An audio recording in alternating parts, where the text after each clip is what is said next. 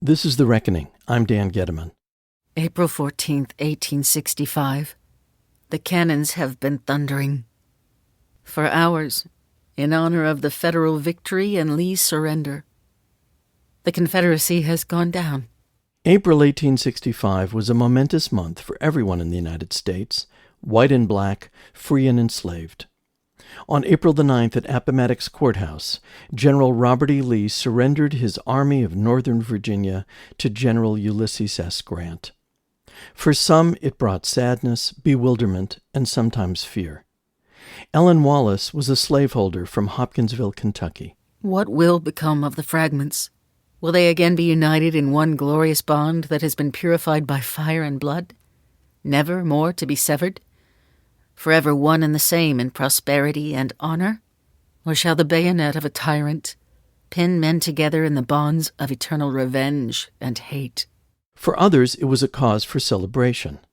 Eli Coleman was enslaved in Marion County, Kentucky. When the war was over, Master, he called us slaves to him and told us that we was free and we could do just as we pleased. Some of the slaves began to holler and shout, but Master said he would not have any of that hollering, and they quieted down. Some of the older Negroes began to cry and take on, because they realized what that meant was they had no jobs or any place to go. Then a few days later, on April 15th, President Abraham Lincoln was assassinated. In the homes of some white Confederate supporters, this was a time of grim satisfaction, as Lincoln embodied all their resentments against the federal government. But among black Kentuckians, there was great mourning. Reverend Elijah Mars wrote in his memoirs about the reactions of the soldiers in his army unit. Almost before we had time to stop smiling about Lee's surrender, the sad, sad news came on Sunday morning that Abraham Lincoln, whom we almost esteemed as a god, had been assassinated by the notorious J. Wilkes Booth. I marched my men out on the plain and sat down and wept. We remained there until nightfall, and then returned to town and joined with the men in camp in sorrowing over our loss. Our Moses had been slain, and we knew not what the future had in store for us. With the war over and the institution of slavery in tatters, there was great uncertainty for all Kentuckians, regardless of race. Many white Kentuckians who had supported the Union found themselves allied with former Confederates in a shared desire to reestablish white supremacy as the law of the land, while African Americans navigated a time that some say was even more dangerous than slavery. This is The Reckoning.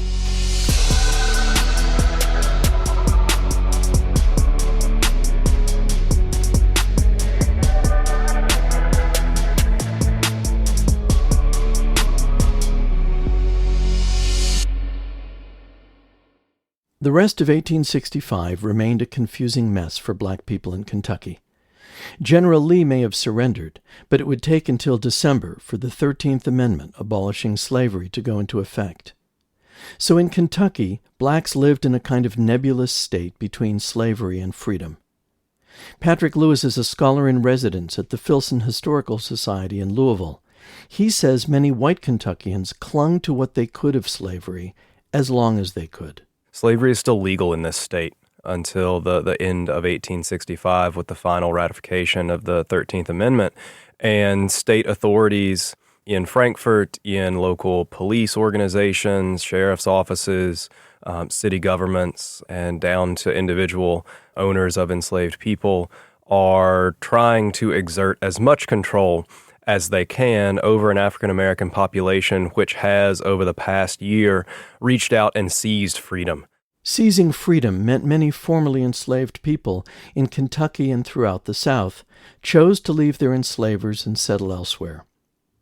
Marion Lucas is an emeritus professor of history at Western Kentucky University and author of A History of Blacks in Kentucky, From Slavery to Segregation.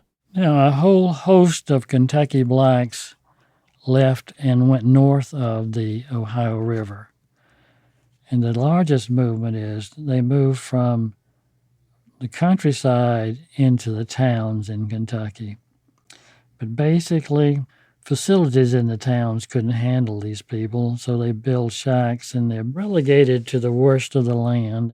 Again, Patrick Lewis. They're more like informal refugee camps, shanty towns, where survival is very precarious.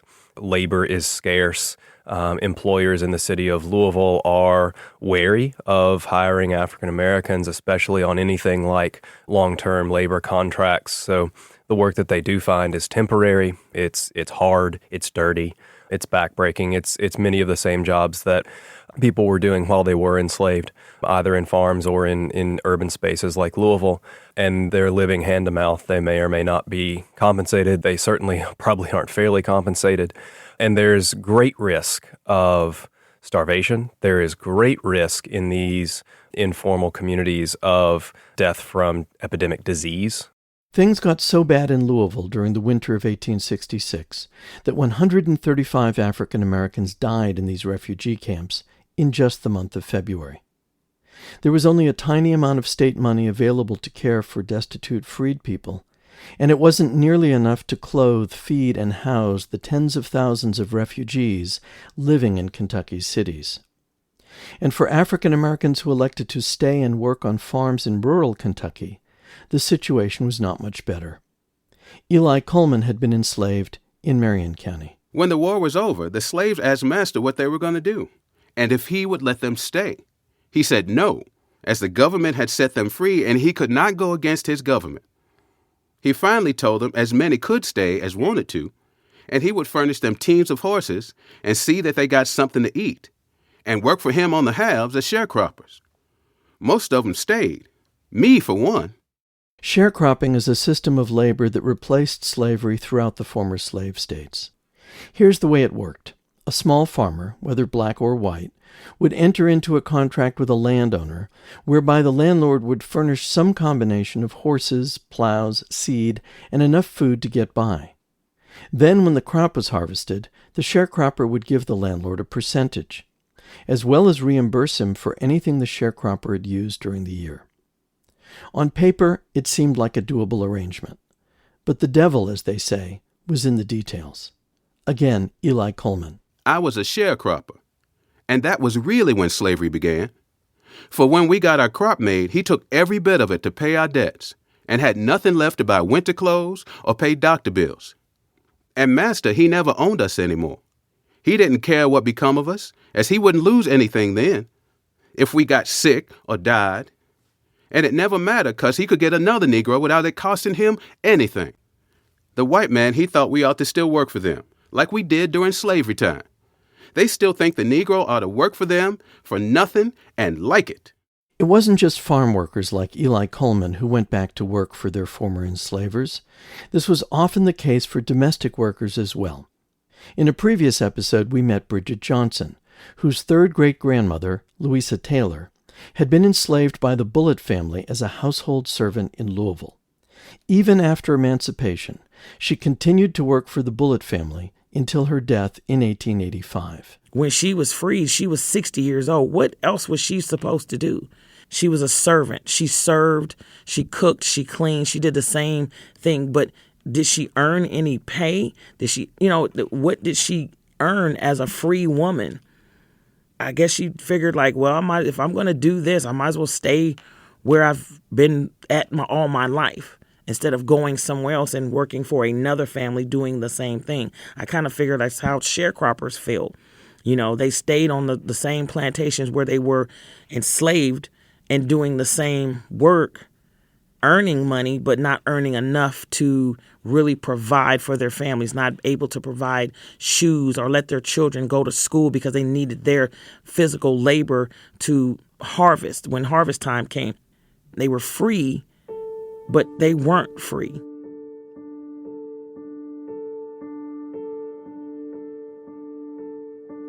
The 13th Amendment ending slavery did not go into effect until December of 1865.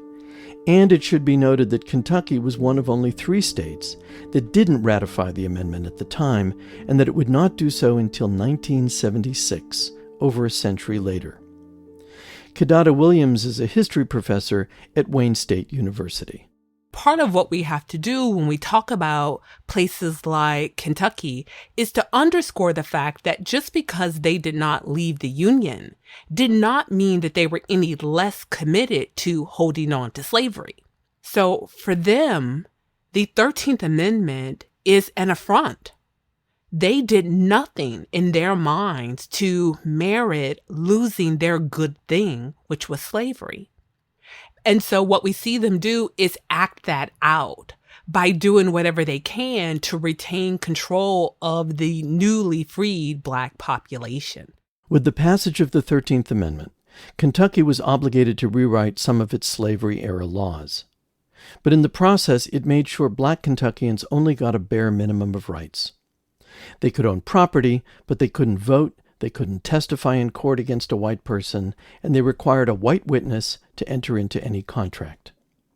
In addition, says historian Patrick Lewis, the Kentucky legislature adapted other existing laws to ensure the continuation of the master-servant relationship. And one of the things that they wanted to do was to find ways to use the law to entrap African American people in exploitable labor situations. And so they take things that had existed always, like vagrancy laws that applied to free African Americans, and they sort of reimagine those as ways for communities to round up and arrest African American people who could not defend themselves, who could not justify what they were doing in cities as they had come to look for work, and to bind them out for periods of time. If they could identify former slave owners, then in a lot of cases they would be bound out for periods of indentured servitude back to those same masters and essentially into slavery-like labor relationships. African American children were not exempt from these new Black codes. A provision was added which stipulated that children deemed unemployed or not sufficiently cared for by their parents would be bound out as apprentices until they turned 21, with preference again given to their former enslaver. University of Kentucky history professor Vanessa Holden. It's important to note that this was a way to coerce labor for them and separate the families of free people.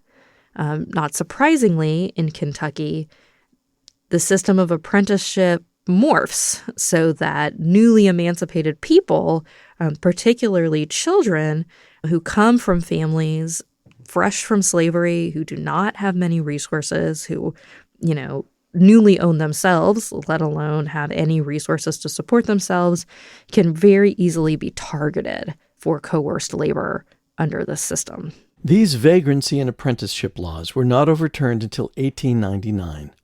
So for roughly 30 years after emancipation, thousands of Black Kentuckians were legally forced to work for white Kentuckians, who were sometimes their former enslavers. Historian Patrick Lewis. And so these practices of essentially re-enslaving, using the police state to re-enslave African American people and exploit their labor is something that continues right on through Kentucky. And we'll see this surface again in the decades after Reconstruction in the Deep South as convict leasing, as arresting African Americans on the faultiest of pretenses and sentencing them to long prison terms where their labor is then rented out to anyone who wants it. Starting in 1867, Congress passed a series of Reconstruction Acts which outlined the steps that the former Confederate states would need to take to be readmitted to the Union. One of their features was to forbid many former Confederates from voting or holding office. But because Kentucky remained loyal to the Union, Reconstruction never happened in the state. As a result, the Kentucky legislature almost immediately re-enfranchised all former Confederates. This allowed them to not just vote, but also to run for public office. Mississippi State history professor Ann Marshall. And so because of this, you have this enormous level of former Confederate candidates from everything from, governor to the state court of appeals to local sheriffs around the state touting this Confederate service and the conservatism that it stands for. And then they're supported by people who were former Unionists because, this wartime differences don't mean as much in Kentucky as they might, because after the war, white Kentuckians are generally conservative in their outlook and want the same things. Not only were former Confederates and Unionists making peace politically, they were also taking up arms together against a common foe, the newly emancipated African Americans. This was a process that actually began during the war, as disgruntled Union soldiers began deserting their units and started to roam the countryside in armed bands, sometimes linking up with pro-Confederate marauders. History professor Marion Lucas. You have all these Union officers from Kentucky who, once the Emancipation Proclamation was issued, they resigned their commissions and they come back to Kentucky. And in that first 5 years or so, these guys engage in murder and killing. They stop at nothing. They engage in some really terrible crimes. After the war, some of these outlaw groups started calling themselves the Regulators and began a reign of terror against African Americans. Historian Patrick Lewis. And these groups take any number of different names. They're Skagsmen, they're Regulators, they're Ku Klux. In other states, they're Palefaces and Knights of the White Camellia, and you kind of name it. And so they'll have a list of targets, and in each county and locality, it's going to be different. Usually, they will first go after leaders within the African American community. Ministers are particularly vulnerable. School teachers are particularly vulnerable. Returning veterans of the U.S. Army are particularly vulnerable, though those are, generally speaking, a dangerous set of men to go after because a lot of times they came home with their guns and they'll shoot back. The Reverend Elijah Mars was one of those returning veterans. In his memoirs, he tells several stories of these groups terrorizing various black communities where he lived. One night, while we were all asleep, the KKK rode into town. Coming into the yard of the house where I lived, they dismounted and began stripping the trees of switches, as if preparing to come into the house to administer a flogging to every one of us. I stole downstairs, and armed with my old pistol, stationed myself in a corner, prepared to fight my way through, should occasion demand it. They made threats of some sort which I could not hear, but finally they rode off. My back was saved, and I felt mightily relieved. I then called the colored men together and organized a society for self-protection, calling ourselves the Loyal League, and we were always in readiness for any duty. For 3 years, I slept with a pistol under my head, an Enfield rifle at my side, and a corn knife at the door, but I never had occasion to use them. Eventually, there were so many complaints of violence and mistreatment that the federal government established a Freedmen's Bureau outpost in Kentucky. The Freedmen's Bureau was a government agency set up in 1865 by President Lincoln to aid newly freed people in former slave states with food, clothing, and shelter. Over time, its scope expanded to setting up schools and hospitals, overseeing labor relations, and generally protecting the rights of African Americans. But its mere existence in Kentucky was the source of great rage for some. Historian George Wright is the author of Racial Violence in Kentucky. It's a reminder of northern, not federal, they would call it more or less northern aggression toward the South. But for the ex-slaves, they viewed this as important in helping them start schools and helping them as best they could economically. And the Freedmen's Bureau agents, when possible, tried to prevent violence against black people. Professor Ann Marshall. The Freedmen's Bureau became a sort of lightning rod in Kentucky. You had instances of white Kentuckians burning down freed schools and Freedmen's Bureau offices throughout the state. And so to a lot of Kentuckians, it was just another example of how basically they'd misplaced their trust in the federal government and that it was a coercive force rather than a positive one. Because of white citizens' intense resentment against the Freedmen's Bureau, newly elected Democratic leaders in state government were successfully able to force the Bureau out of Kentucky in July 1868, 4 years before they ceased nationally. But according to historian Patrick Lewis, in the 3 short years they were in Kentucky, they were able to accomplish quite a bit, especially in terms of education. And the goal in those earliest stages is to obviously educate everyone as much as possible, but then to educate teachers as well. And so empower African Americans to go out and be the ones who carry that educational mission forward and multiply the impact of literacy and learning. And so the educational infrastructure that groups like the Freedmen's Bureau set up in Kentucky is incredible. Kentucky has one of the highest rates of self-taught African-American teachers running schools for freed people anywhere in the country. So Kentucky African-Americans really grasp onto literacy, and they take ownership of that. The Reverend Elijah Mars was one of those self-taught African-American teachers and would eventually become the president of Simmons College, the first black college in Kentucky. But in many black communities throughout the state, it was a case of one step forward and two steps back. There were many instances of black schools being built only to be burnt down by white mobs days or weeks after opening. Then there was the problem of finding and keeping school teachers in the face of harassment or even death threats. Blacks in Kentucky had to go to court to get the state to fund public schools for their children. And when they succeeded, a loophole was created whereby only taxes from black communities could be used to fund black schools. And since many of that population were so poor, there was hardly any available money. Eventually, a federal court ruled that this practice was unconstitutional, and grudgingly, Kentucky started using general tax revenue to fund public schools for black students. But they were often housed in substandard buildings, and they were usually only grade schools. The first black high school in the state, Central High in Louisville, opened in 1873, and for 50 years it was the only black high school in the state. As a result, for many decades, most black Kentuckians couldn't receive a high school education because no high schools were available to attend.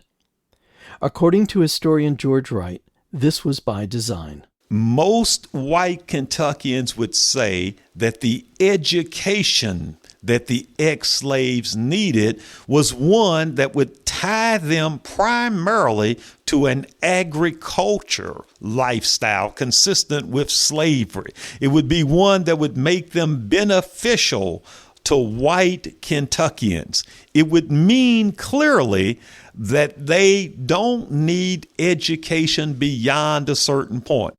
For black Kentuckians, there was not only a struggle for education, there was also a struggle for political power. In 1870, the 15th Amendment to the U.S. Constitution was ratified, granting African American men the right to vote. But this also marked the emergence of Jim Crow laws, used throughout the South to prevent blacks from voting. Grandfather clauses, literacy tests, and poll taxes were all used to keep African Americans from the voting booth. And in Kentucky, they also used violence to suppress the vote. Historian Patrick Lewis. And so they used the state government to create a battalion of militia. So they arm companies of white men who go out to suppress so-called riots, which were actually just Republican Party political meetings, often at black churches. And so through street violence, armed by the state militia, Democrats in Lexington try and suppress the African American vote. The use of the state militia to keep blacks from voting forced the federal government to bring in the army to try to stop the violence and allow blacks to vote. This clash between state and federal troops brought Kentucky much bad publicity nationally. So as an alternative to using violent means to suppress the vote, the city of Lexington decided to pass a poll tax. Again, Patrick Lewis. It's nothing but $2 per voter. But of course, for African Americans who are struggling to feed and clothe their families, that's an excessive amount of money. And eventually this resulted in a Supreme Court case, U.S. v. Reese, which was decided in 1876, where a former Unionist officer who was law partners with a former Confederate officer argued that nowhere did this poll tax disenfranchise African Americans for being African Americans, which would have made it illegal under the 14th Amendment, but it only disenfranchised them because they were poor. And so this precedent spread like wildfire as other southern states regained political power and returned that political power to white conservative Democrats. Interestingly, while Lexington and other places in the state had poll taxes, Kentucky never had a statewide tax. According to Patrick Lewis, the reason they didn't had everything to do with the state wanting to be seen as having good race relations, even if in fact they didn't. White Kentuckians don't want to pass those laws because it reflects very poorly upon them to have done so. They like to think of themselves, just as they like to think of themselves during the era of slavery, as more enlightened. But they are happy to be the incubator, the developer of this playbook that they then, of course, publish in nationally circulated newspapers. The Louisville Courier-Journal, during the late 19th century is one of the most widely read newspapers anywhere in the country and across the globe. It is a thought leader. And so as Kentuckians document these local legislative successes within the state, they are showing the rest of the South what you can do.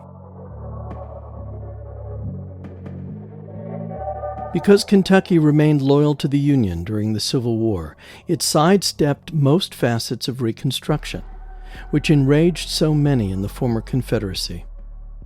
It never had a period of Republican leadership, or African Americans elected to statewide office, or Union troops garrisoned in its cities for a decade.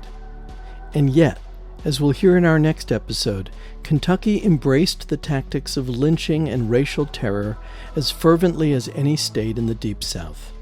That's next time on The Reckoning.